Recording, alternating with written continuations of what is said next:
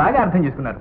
ఇక వెంటనే మీరు డబ్బున్నవాడిను, ఉద్యోగం ఉన్నవాడిను చూసి పెళ్లి చేసుకోండి. కొంచెం మంచినీళ్ళు తీసుకోండి. నా సలహా మర్చిపోకండి.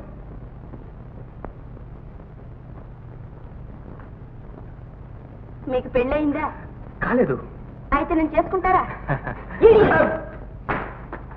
My God.